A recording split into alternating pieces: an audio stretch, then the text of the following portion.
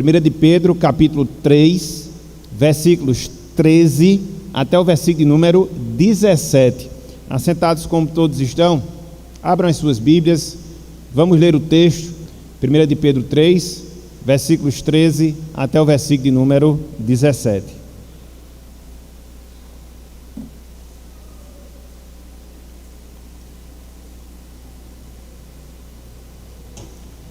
Irmãos, amigos, diz-nos o seguinte, a palavra do Senhor. 1 de Pedro 3, de 13 até o versículo 17. Ora, quem é que vos há de maltratar, se fordes zelosos do que é bom? Mas, ainda que venhais a sofrer por causa da justiça, bem-aventurados sois. Não vos amedronteis, portanto, com as suas ameaças, nem fiqueis alarmados.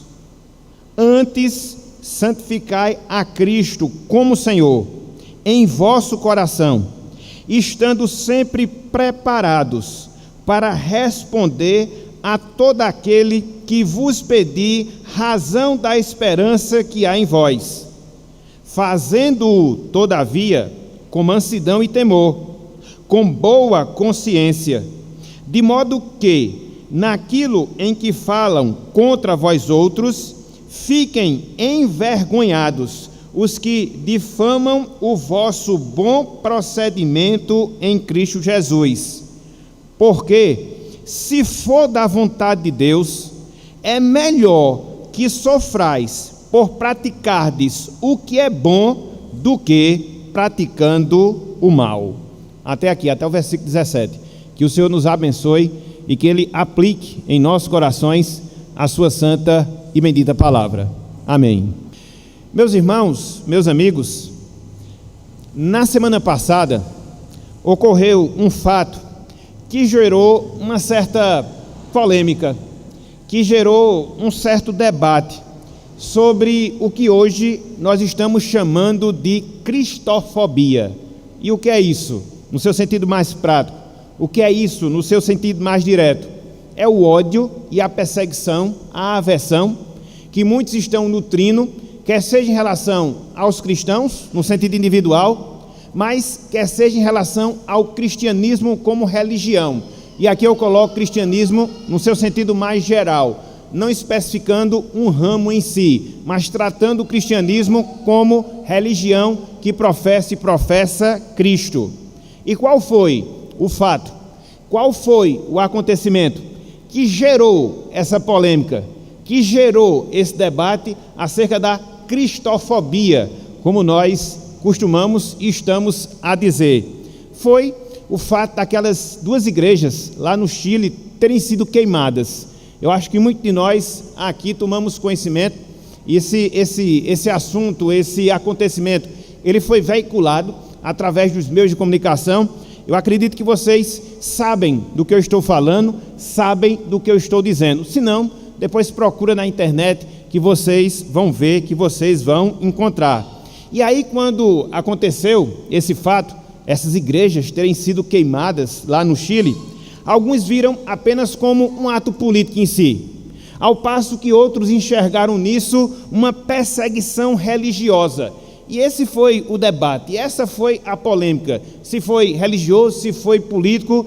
A grande questão, meus irmãos, a grande questão, meus amigos, independente dos motivos ou não, é que nós de fato constatamos, é que nós de fato comprovamos que existe hoje uma perseguição contra o cristianismo, existe hoje uma perseguição à religião cristã no seu sentido mais geral, no seu sentido mais generalizado. Às vezes pode ser uma perseguição mais velada, mais oculta, mais imperceptível. Às vezes pode ser uma perseguição mais explícita, como aqui ocorre em alguns lugares, no seu sentido mais específico.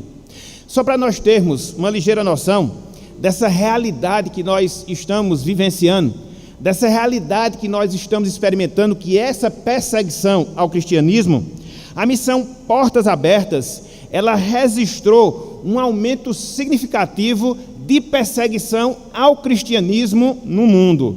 E nós sabemos, a missão Portas Abertas é uma instituição de credibilidade, de respeito, e convém nós confiarmos nos fatos, nos números que eles nos concedem, que eles nos dão.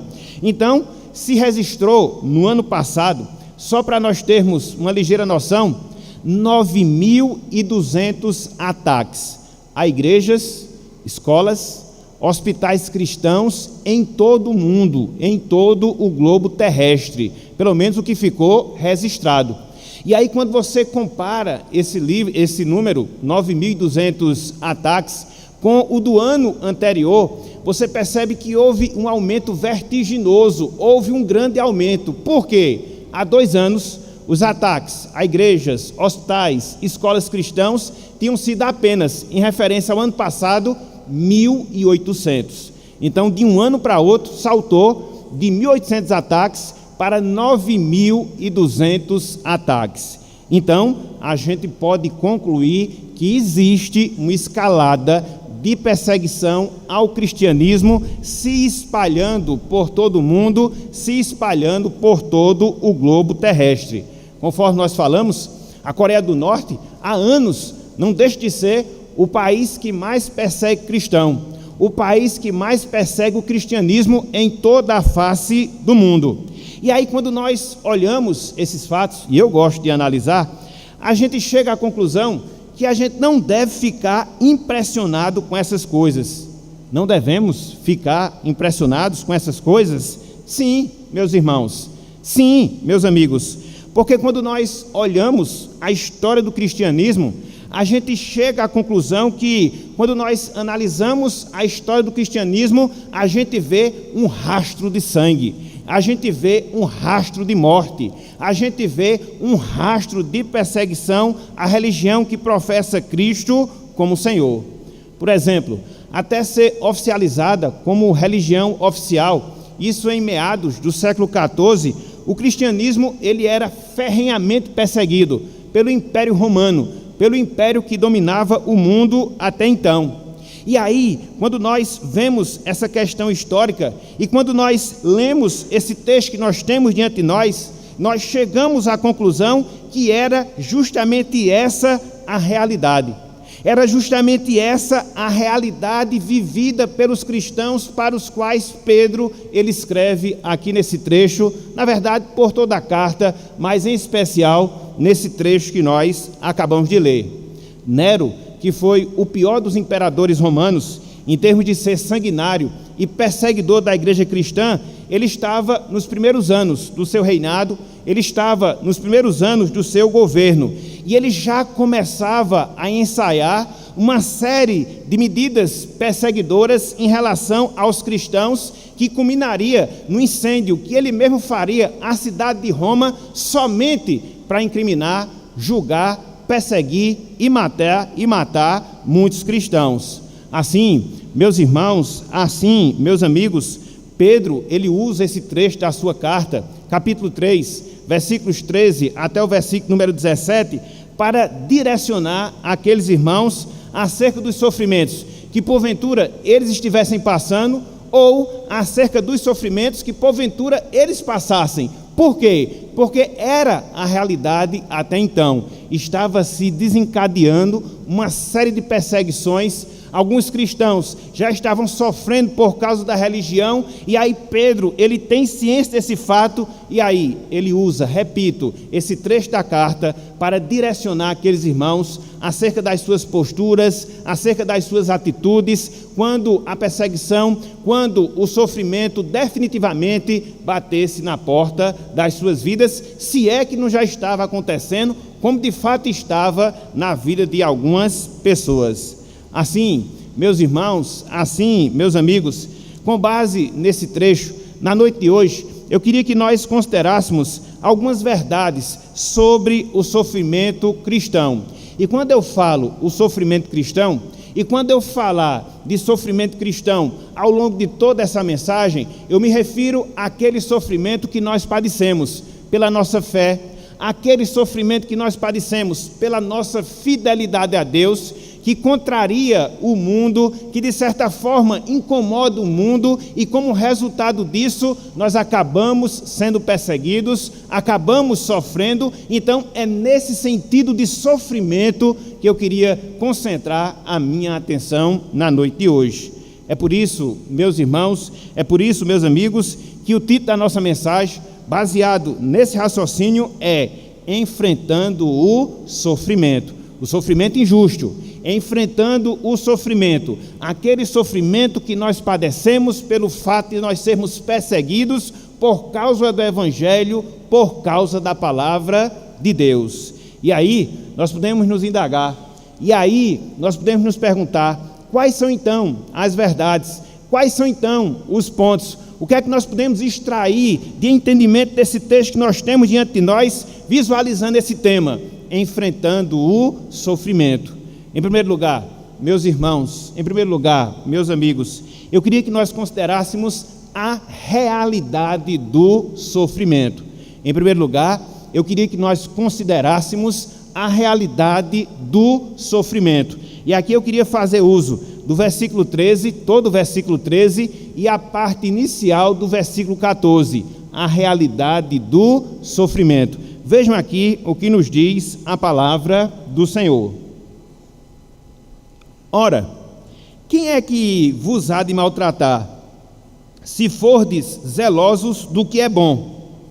Mas, ainda que venhais a sofrer por causa da justiça, bem-aventurados sois. O que é que nós temos aqui? Em primeiro lugar, nós vemos que Pedro mostra que geralmente, uma vida piedosa, ela garante segurança, ela garante proteção ao crente. É por isso que ele faz essa pergunta de retórica, essa pergunta onde você já sabe a resposta, logo no início do versículo 13. Ora, quem é que vos há de maltratar, se fordes zelosos do que é bom? E aqui ele faz, conforme nós dissemos, essa pergunta de retórica, mostrando que quando nós desejamos, não de qualquer forma, mas quando nós desejamos ardentemente seguir no caminho da justiça, fazer aquilo que é bom, ser zeloso naquilo que é bom, dificilmente alguém nos causará algum tipo de dano, algum tipo de sofrimento. Essa é uma das realidades que Pedro ele aqui coloca. Contudo, meus irmãos, contudo, meus amigos, Pedro também nesse trecho, ele não descarta a realidade do sofrimento que muitas vezes nós padecemos pelo fato de seguirmos a justiça de Cristo em nossas vidas. É justamente o destaque que ele faz logo na primeira parte do versículo 14, quando ele diz: mas, ainda que venhais a sofrer por causa da justiça. Então, ele não descarta essa possibilidade. O fato de nós sermos cristãos, o fato de nós sermos servos e servas de Deus, não nos isenta, pelo menos em determinados momentos, pelo menos em determinadas circunstâncias, de nós padecermos sofrimento por causa da justiça, por causa da nossa fidelidade a Cristo. E aí, quando nós vamos considerar essa afirmação que Pedro aqui faz, sobretudo que ele faz na primeira parte do versículo 14, a gente percebe, meus irmãos, a gente percebe, meus amigos, que o sofrimento injusto, de certa forma, é uma realidade bíblica. De certa forma, é uma realidade que é ensinada, que é mostrada, que é revelada, de acordo com aquilo que nós temos na Bíblia Sagrada, de acordo com aquilo que nós temos na palavra de Deus.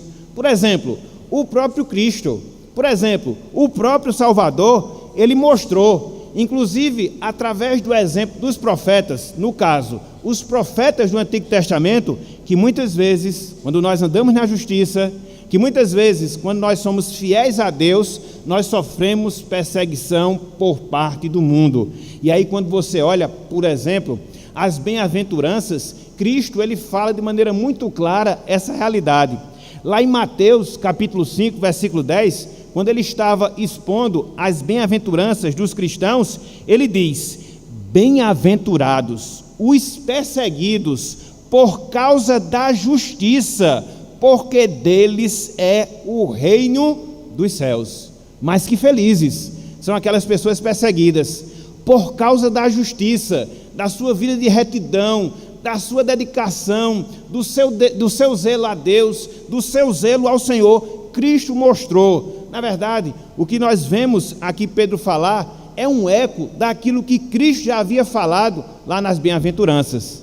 Ainda no capítulo 5 do Evangelho de Mateus, só que um pouco mais adiante, no versículo 12, Cristo, ele também alertou aos seus discípulos e também nos alerta. Ele disse: regozijai-vos e exultai, porque é grande o vosso galardão nos céus, pois assim perseguiram aos profetas que vieram antes de vós. Então, da mesma forma que os profetas foram perseguidos, os cristãos são perseguidos. Então, essa é uma realidade que a gente não pode mudar. Cristo enfatizou, Pedro aqui mostrou. Se a gente volta um pouco mais a esse texto de Pedro, a gente vê que o próprio apóstolo Paulo também mostra essa realidade, que muitas vezes uma vida de piedade nos traz o sofrimento e a perseguição por parte do mundo. Lá em 2 Timóteo, capítulo 3, versículo 12, Paulo disse: ora, todos quantos querem viver piedosamente em Cristo Jesus serão perseguidos. Esta é a realidade bíblica. Esta é a realidade que nós encontramos na palavra de Deus. Portanto, a conduta piedosa, em alguns momentos, é o caminho que nos leva ao sofrimento. A conduta piedosa, em alguns momentos, é o caminho que nos leva para o sofrimento.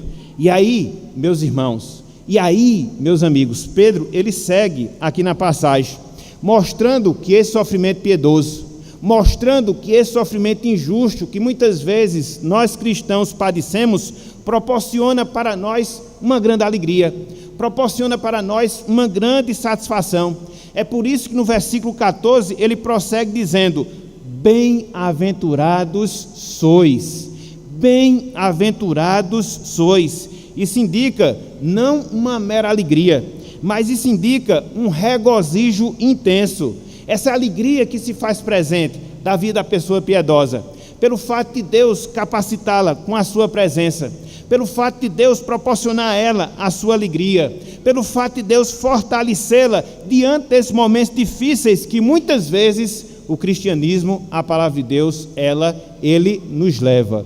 Quando nós somos zelosos, quando nós somos piedosos e quando nós procuramos levar adiante a nossa fé, a nossa crença, muitas vezes, o sofrimento vai ser o caminho que nós temos que prosseguir.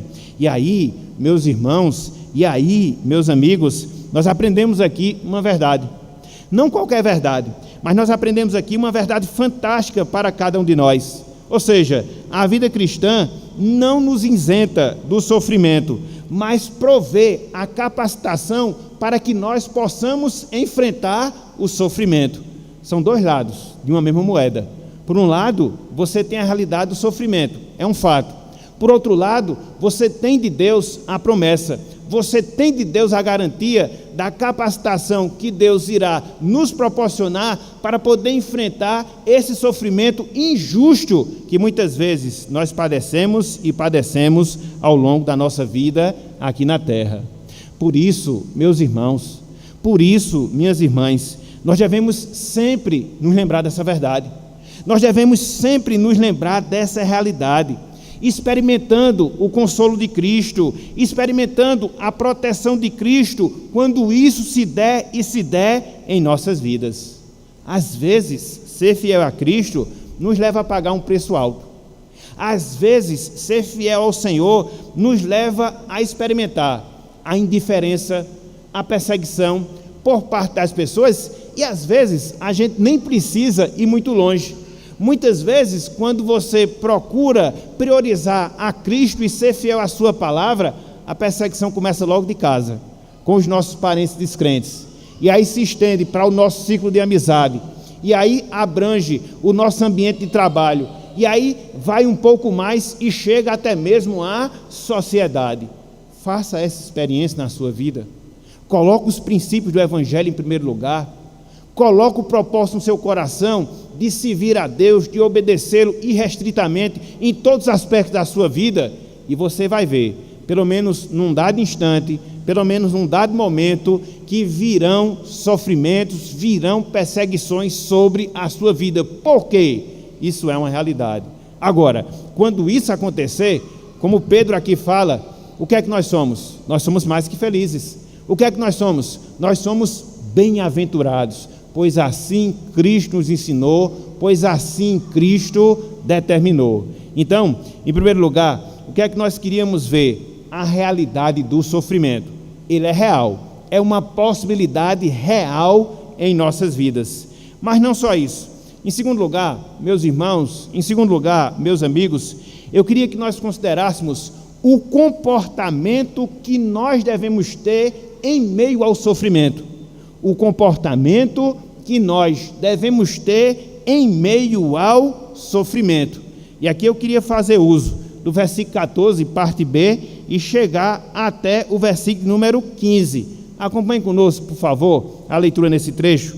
Verso 14, parte B, e todo o versículo número 15. Comportamento em meio ao sofrimento. Não vos amedronteis, portanto, com as suas ameaças, nem fiqueis alarmados. Antes, santificai a Cristo como Senhor em vosso coração, estando sempre preparados para responder a todo aquele que vos pedir razão da esperança que há em vós. O que é que nós temos aqui nesse trecho? O que é que nós temos aqui nessa passagem? Nós temos o destaque que Pedro, inspirado por Deus, faz de algumas ações, de algumas atitudes, de alguns comportamentos que eu, você, todos nós, meus irmãos, todos nós, minhas irmãs, devemos tomar diante do sofrimento injusto na nossa vida. Ações, atitudes que nós devemos tomar quando o Evangelho nos fazer sofrer perseguição da parte do mundo, perseguição da parte das pessoas. É interessante porque quando nós lemos essa passagem aqui, versículos 14 até o versículo 15, você vê que Pedro aqui, ele faz uma citação do livro do profeta Isaías, capítulo 8, versículos 12 e 13. Eu não vou ler aqui essa passagem, depois você pode fazer essa leitura em casa. E é interessante porque o contexto lá de Isaías é bem parecido com o contexto aqui dos cristãos. Por quê? Porque lá os judeus, eles estavam sendo ameaçados pelos assírios de serem invadidos, de serem destruídos, e aí Deus levanta o profeta Isaías e dá uma palavra de consolação àqueles irmãos acerca de como eles deveriam reagir ante aquela ameaça dos assírios. Então Pedro, ele pega essa passagem e aplica essa passagem a essa realidade. Que realidade? A realidade cristã. Que realidade? A realidade que os irmãos também estavam sofrendo da perseguição por causa da sua justiça, por causa da sua fidelidade a Cristo. Então nós vemos justamente esse paralelo da citação que Pedro faz, não é algo aleatório, mas para dar confirmação, para dar base à exortação que ele estava transmitindo àqueles irmãos. E aí fica a pergunta: quais são então as atitudes? Quais são então os comportamentos? Quais são então as ações que nós devemos praticar quando o Evangelho nos levar ao caminho do sofrimento? Quando o Evangelho nos levar ao caminho da perseguição por parte do mundo? Pelo menos 4, meus irmãos. Pelo menos 4, meus amigos. Em primeiro lugar, nós não devemos temer. Em primeiro lugar, nós não devemos temer. Pedro diz: não vos amedronteis. Não vos amedronteis. A palavra amedrontar, que Pedro usa aqui, significa literalmente medo, significa literalmente temer, significa literalmente atemorizar-se. Então, no seu conselho, ele mostra isso. Meus irmãos, minhas irmãs, quando a perseguição bater na porta da vida de vocês, não temam, não se atemorizem, não tenham medo, não deixe que esse sentimento prevaleça no coração de vocês. É o primeiro conselho que ele dá. Mas ele não para por aí, ele mostra também uma segunda atitude, ou seja, nós não devemos nos preocupar. Ou seja, nós não devemos nos preocupar. É por isso que ele fala: nem fiqueis alarmados. Nem fiqueis alarmados. Alarmar aqui significa se preocupar. As ameaças, elas têm esse poder sobre nós. Quando você sofre uma ameaça, sobretudo por causa do Evangelho, a atitude mais fácil, mais natural que nós temos é de ficarmos inquietos, é de ficarmos preocupados, é de nós ficarmos angustiados. O que será que vai acontecer? E Pedro mostra: não ajam dessa forma. Pedro mostra: não dessa maneira, não se comporte desse modo, não, jamais. Então, a partir pelo menos dessas duas orientações, o que é que a gente pode aprender? O que é que a gente pode absorver para as nossas vidas? Que o medo e a preocupação devem ser retirados dos nossos corações quando nós formos ameaçados por causa do Evangelho. O medo e a preocupação devem ser retirados do nosso coração quando nós formos ameaçados por causa do Evangelho. Porque quando nós somos vencidos, meus irmãos, minhas irmãs, por esses sentimentos, nós perdemos a guerra contra os nossos inimigos. Por quê? Porque na medida em que nós alimentamos medo, na medida em que nós alimentamos preocupação por causa da nossa justiça, a incredulidade, ela vai ganhando espaço na nossa vida, e ela vai nos consumindo completamente. Por isso, meus irmãos, por isso, minhas irmãs, que nós alimentemos a nossa fé na palavra, alimentemos a nossa fé na oração, porque inevitavelmente o viver do cristão faz com que nós sejamos perseguidos, e quando for, não temam. Quando for, não se preocupem, considerem quem Deus é, considerem aquilo que Deus faz, e alimente o seu coração dessa verdade, para que assim você possa sobressair diante das dificuldades que muitas vezes o Evangelho coloca sobre as nossas vidas. Quando eu penso nisso, eu me lembro, por exemplo, do exemplo de Davi, lá em 1 Samuel capítulo 17, quando Golias estava ameaçando, não só a Davi, mas também todo Israel, baseado na sua força, baseado no seu tamanho, na capacidade do seu exército. E aí qual foi a reação de Davi? Ele temeu? Não. Qual foi a reação de Davi? Ele se preocupou? Também não. Em parte do diálogo que Davi ele trava com Golias, nós temos palavras que servem para nós nos nossos dias, que servem para o nosso conforto, que servem para a segurança do nosso coração, quando nós tivermos de padecer sofrimento por causa do Evangelho.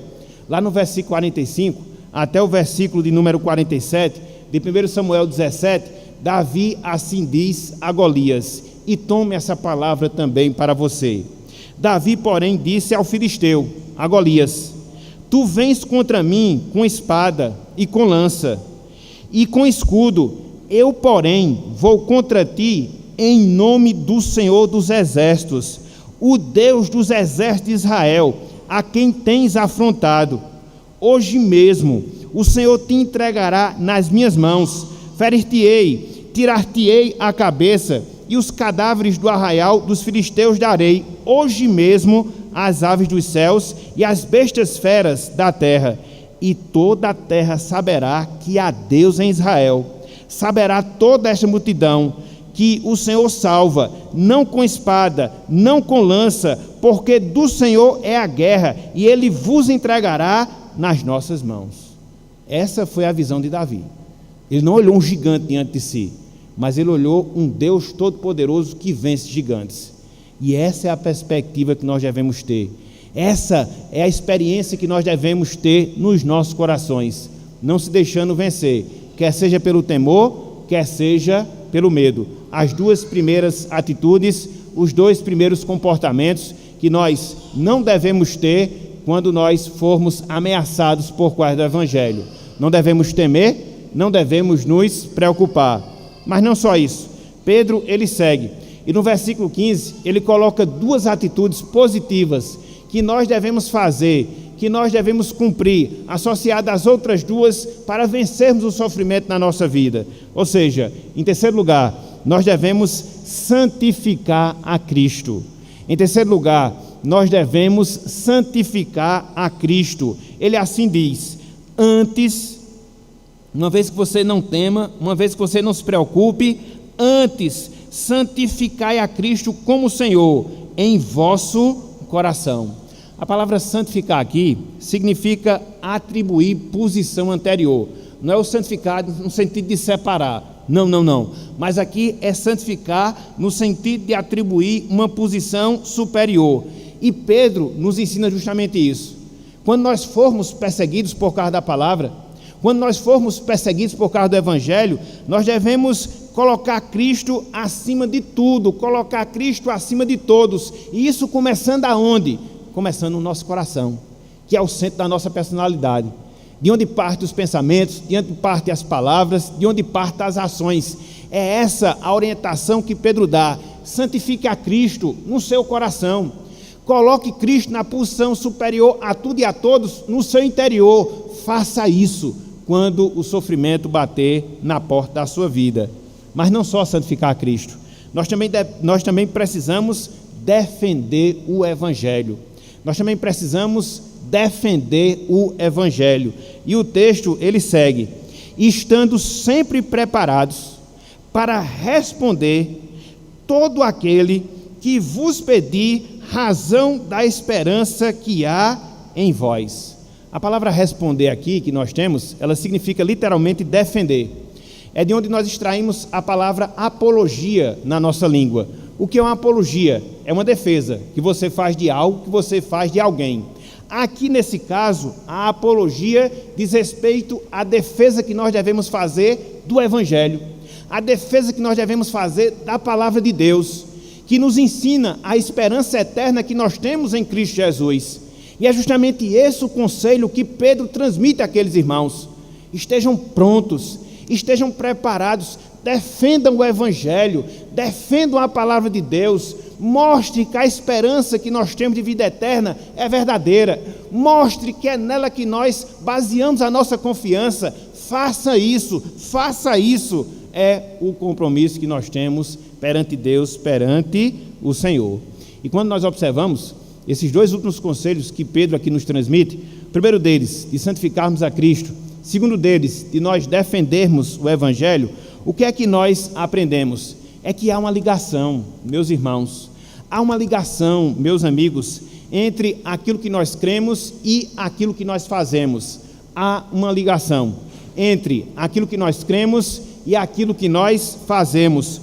Quando Cristo, ele ocupa o lugar principal do nosso coração, quando Cristo, ele ocupa o lugar principal das nossas vidas, nós temos coragem, nós temos ousadia, nós temos destemor e defendemos o Evangelho, independente das circunstâncias, independente das pessoas para as quais nós estivermos fazendo a defesa cristã. Não é alguma coisa que aconteça externamente, não, mas é uma coisa que primeiramente brota no nosso coração. Essa ousadia, essa coragem, essa disposição, quando nós santificamos a Cristo, não nos acovardamos de defender o Evangelho, ou seja, a palavra de Deus. Seja quem for que nós tivermos de defender, seja aonde for que nós tivermos de defender, vamos fazer isso, porque no nosso coração nós estamos santificando e santificando o nosso Salvador. Contudo, aqui nós observamos que Pedro, ele também alerta a forma, Pedro também alerta a maneira através da qual nós devemos fazer essa defesa do Evangelho. Não é de qualquer forma, não é de qualquer maneira. E quando nós lemos o versículo 16, nós aprendemos a forma através da qual devemos fazer a defesa do Evangelho. Como? Veja o que Pedro diz: fazendo todavia com mansidão e temor, com boa consciência. Quando nós analisamos, sobretudo a nossa experiência, a gente percebe, irmãos, amigos, que muitas vezes há uma tendência em nós darmos o bom testemunho de Cristo baseado na nossa força, baseado na nossa argumentação. E muitas vezes, quando nós damos vazão a esse tipo de motivação, via de regra, a gente acaba sendo deseducado, a gente acaba sendo desrespeitoso, a gente acaba sendo soberbo, a gente acaba sendo pecaminoso na defesa que a gente faz do Evangelho. Às vezes a gente quer fazer a coisa certa, porém da maneira errada. Às vezes a gente quer fazer o certo, porém de forma equivocada. E é justamente por causa disso que Pedro, ele dá essa orientação. Vocês devem defender o Evangelho, vocês devem defender a palavra, mas não é na força do seu argumento, não é na soberba do seu coração, não é de maneira maledicente, não, mas é se pautando por esses cuidados que você deve ter. Em primeiro lugar, você deve ser uma pessoa mansa.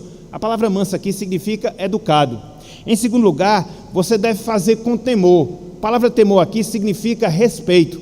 Em terceiro lugar, você deve fazer de boa consciência. A expressão boa consciência aqui significa de você fazer de tal forma que você não venha pecar, para que as pessoas não venham passar isso no seu rosto. Então, é esse cuidado que Pedro aqui ele tem.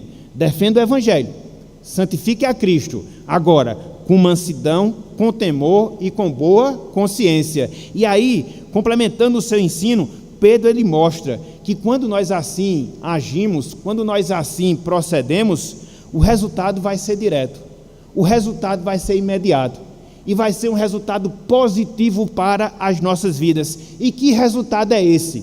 O complemento do versículo 16. Olhem só aí o que nos diz o versículo 16.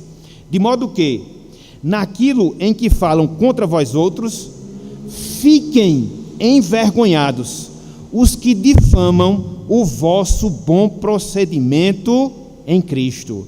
A palavra envergonhados, que Pedro usa aqui, significa aniquilados. Então, Pedro ele está mostrando que quando as pessoas se opõem ao Evangelho, e quando nós, com ousadia, com coragem, fazemos a defesa da palavra de Deus, da maneira correta, com mansidão, conforme ele ensinou, com temor, da maneira que ele mostrou, com boa consciência, nós aniquilaremos o argumento que muitas vezes os inimigos do Evangelho colocam contra nós. Não é que as perseguições elas irão acabar, não, muito pelo contrário. Mas quando você dá a defesa correta de Cristo, quando você tem um comportamento íntegro diante das pessoas, elas podem até falar do Evangelho, elas podem até blasfemar da palavra, mas elas não vão encontrar em você um motivo para fazer essa blasfêmia. Em você não, em você não. Então, esse é o cuidado que nós devemos ter. Esse é o cuidado que nós devemos ter em relação às nossas vidas, de fazer e fazer com cuidado, e ao fazermos dessa maneira, colhermos os resultados positivos do nosso procedimento. E aqui, meus irmãos, aqui, meus amigos, a gente aprende uma outra verdade para as nossas vidas. Que verdade? Muitas vezes, as perseguições que nós sofremos são portas abertas que Deus faz para que o seu Evangelho venha a ser propagado através de nós. Os sofrimentos que muitas vezes nós passamos, eles são usados por Deus como portas abertas para que o testemunho de Deus, o testemunho da sua palavra, ele venha a ser dado e dado por cada um de nós. Às vezes Deus faz isso, meus irmãos. Às vezes Deus faz isso, meus amigos. Ele permite a perseguição ao seu povo. Ele permite o sofrimento do seu povo, para que o seu povo haja de maneira bíblica. E ao agir de maneira bíblica, o nome de Deus venha a ser exaltado, o nome de Deus venha a ser glorificado. Me vem aqui à mente o episódio que a gente encontra lá em Atos dos Apóstolos, capítulo 8. Inclusive, nós fizemos menção a esse texto hoje pela manhã. A igreja estava em Jerusalém, acomodada, não queria sair para pregar o Evangelho, e aí Deus incita uma perseguição que faz com que Estevão viesse ser martirizado e os cristãos se espalhassem. E na medida que eles se espalharam, a palavra de Deus foi sendo divulgada lá em Samaria e assim chegando até os confins da terra. Então Deus tem os seus planos. A perseguição não vem de maneira aleatória, mas ela é uma oportunidade que Deus dá para que nós abramos a nossa boca, para que nós nos comportemos como cristão e o mundo possa perceber, mesmo que não goste, que ali é um salvo, ali é um crente, ali há alguém transformado pelo Evangelho. E esse é o compromisso que nós temos diante de Deus. Por isso, meus irmãos, por isso, minhas irmãs, não sejamos vitimistas, Não sejamos vitimistas diante das perseguições que muitas vezes nós padecemos por causa de Cristo nas nossas vidas. Infelizmente a gente absorve muito esse sentimento vitimista do mundo, né? Que com tudo se vitimiza, com tudo se coloca como coitadinho. Não. Às vezes o sofrimento vem. Não. Às vezes a perseguição, ela bate na nossa porta. E o que é isso? É Deus nos dando uma oportunidade. Fala do meu evangelho. É Deus nos dando a oportunidade. Se comporta como cristão, glorifica o seu nome e mostra a esses ímpios o que é ser um crente em Cristo Jesus. Precisamos disso, meus irmãos.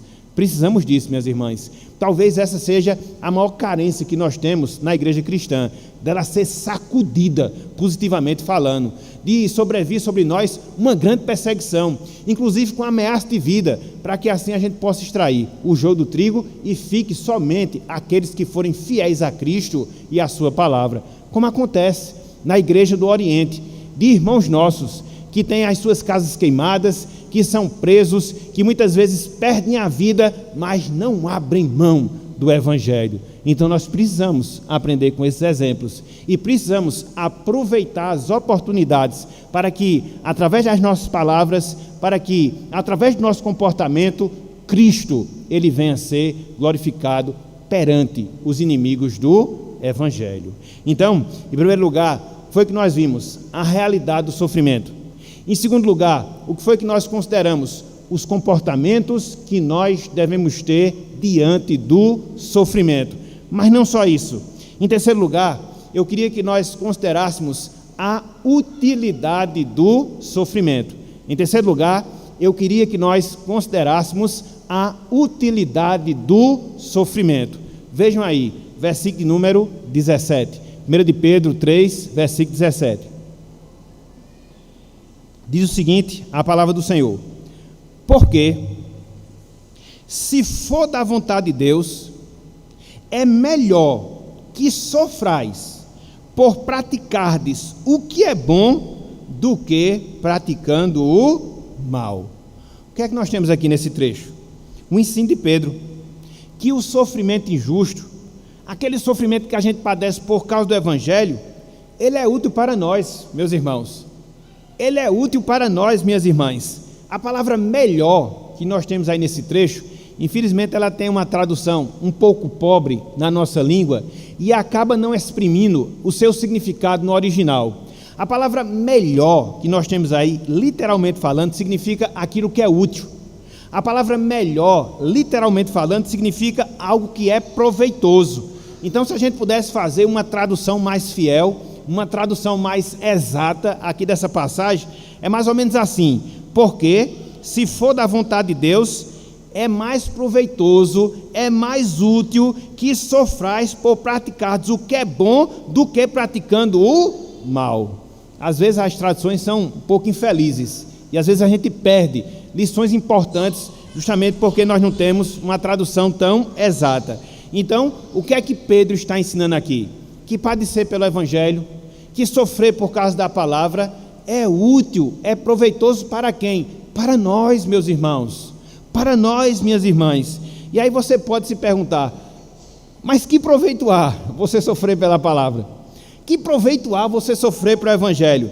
Tem vários, mas se nós analisarmos pelo menos esse contexto da passagem que nós temos diante de nós, a gente vê pelo menos três benefícios para nós, quando nós sofremos por causa do Evangelho. Em primeiro lugar, nós eliminamos do nosso coração o medo e a preocupação, que são demonstrações da incredulidade. A gente viu isso na primeira parte da nossa mensagem.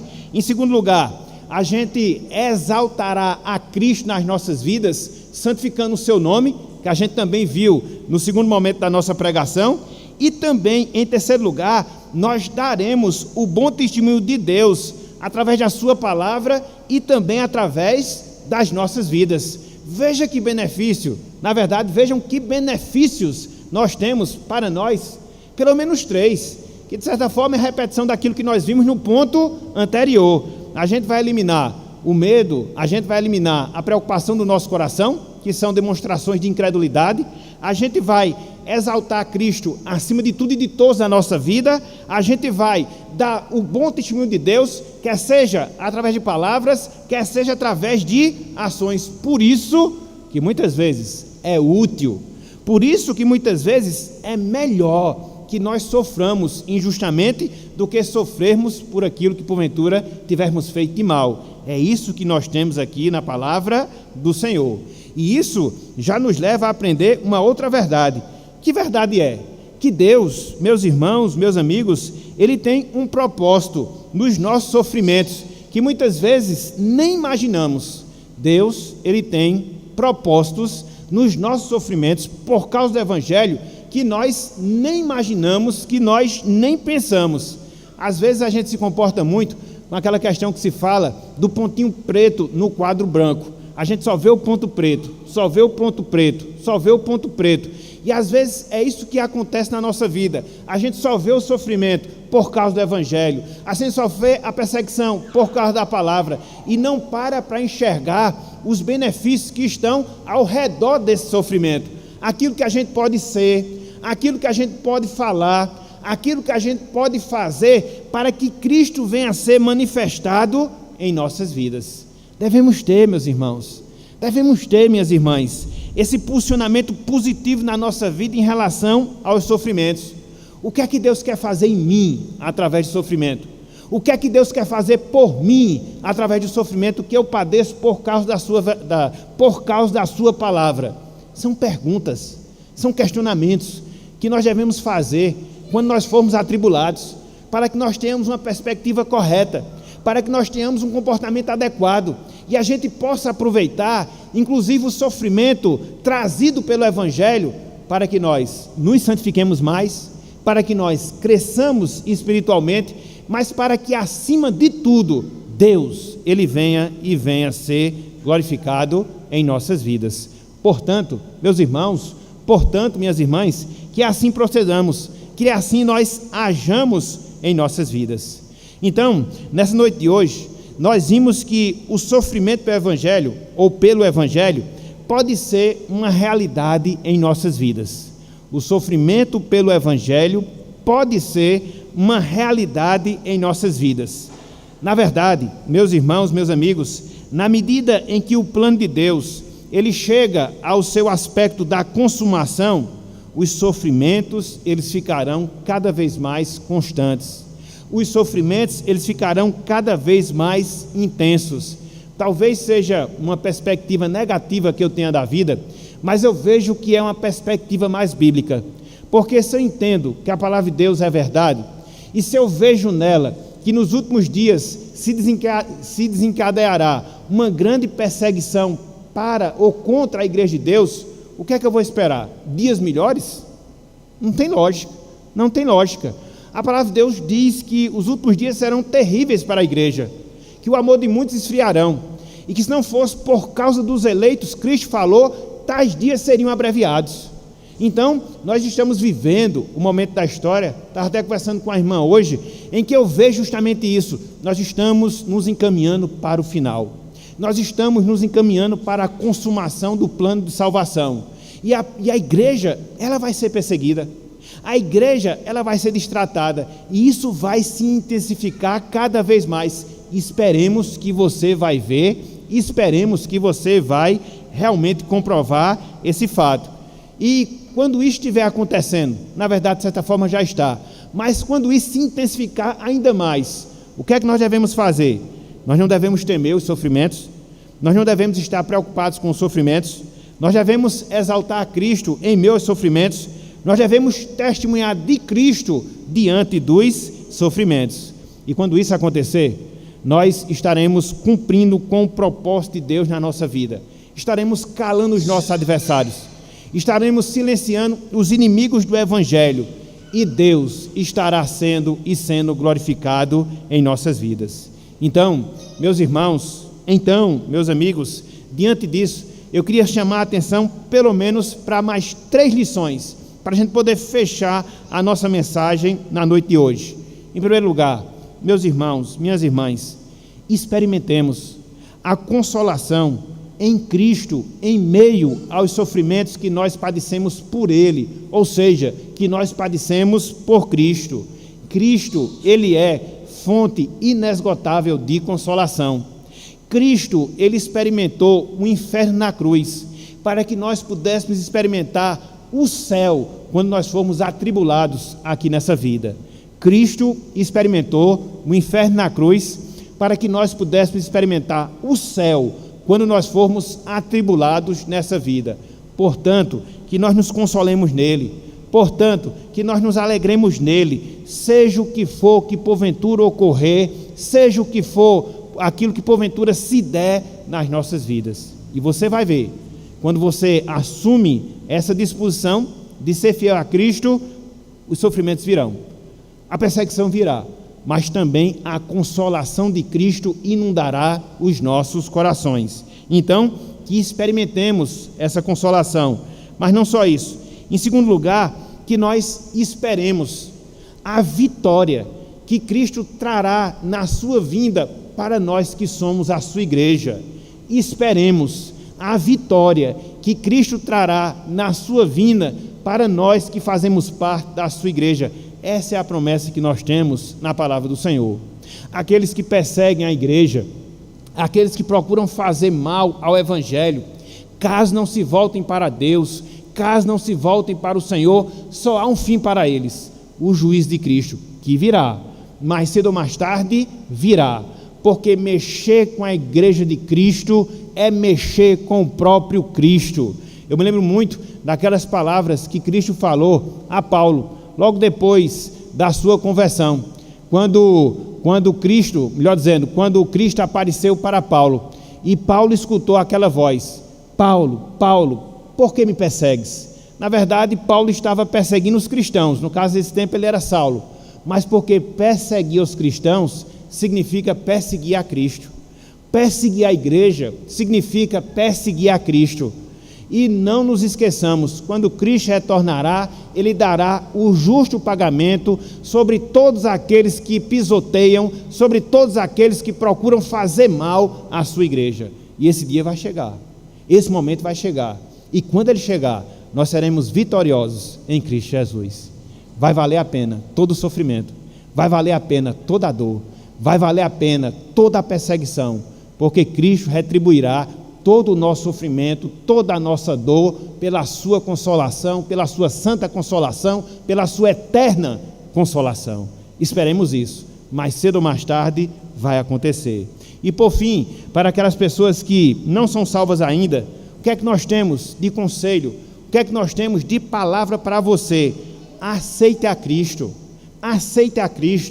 e livre-se do sofrimento eterno. Aceite a Cristo e e fique livre do sofrimento eterno, até porque ele virá, mais cedo ou mais tarde ele virá, mais cedo ou mais tarde Deus exercerá o seu justo juízo sobre os pecadores. E o que é que você tem a oferecer? Como é que você vai remediar tal situação? Humanamente falando, você é incapaz. Humanamente falando, você é desprovido de toda e qualquer possibilidade de satisfazer a ira eterna divina. Só há uma solução, só há um abrigo, que é na pessoa de Cristo, nosso Salvador. Por isso, reconheça-o como Senhor da sua vida. Por isso, reconheça-o como Salvador da sua vida. Que você se abrigue sob sua cruz, que você se banhe no seu sangue, para que assim você venha a ser poupado do sofrimento eterno que incidirá sobre aquelas pessoas que forem rebeldes ao longo da sua vida aqui na terra. Portanto, meus irmãos, meus amigos, que Deus ele nos abençoe, que Deus ele aplique a sua santa palavra em nossos corações e que hoje podemos ter aprendido um pouco mais de como enfrentar o nosso sofrimento por causa de Cristo. Que Ele nos abençoe e que Ele seja com cada um de nós. Amém.